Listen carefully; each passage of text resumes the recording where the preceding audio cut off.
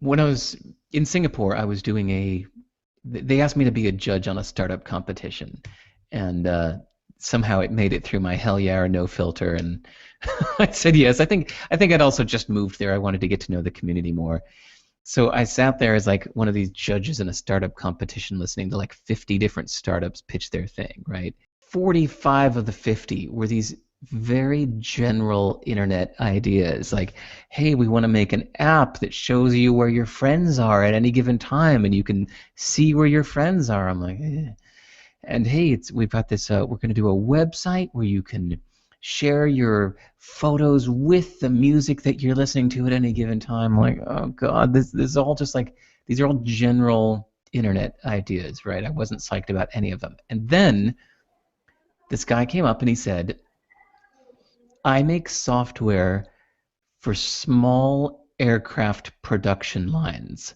We're like, small aircraft, what? And he said, my dad is in the business of producing small aircrafts. Um, in that industry, they don't have good software to aid in the production circuit.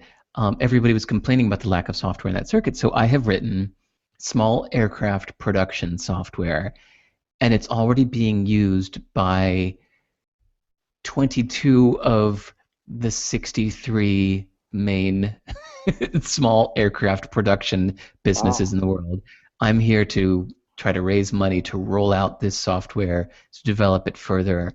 I'm like, whoa, what a nit! Like that guy got my biggest vote of the day, and here I am still like, quoting him and remembering the details of his pitch to this day because he was the only person that day that had expertise in a niche.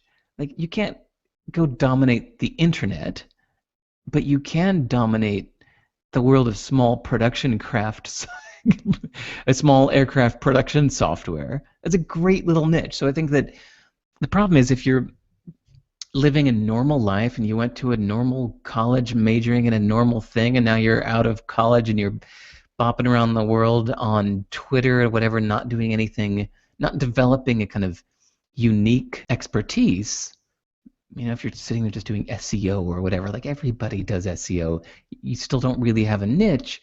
But sometimes it takes like getting offline and having other interests or pursuits in life. I mean, getting a job on a fishing boat, I don't know, to to to develop a kind of unique perspective on things that real people need. And suddenly the world doesn't feel so crowded anymore. It Yeah. doesn't feel overwhelming. It doesn't feel like everything's been done already if you're just in your little niche.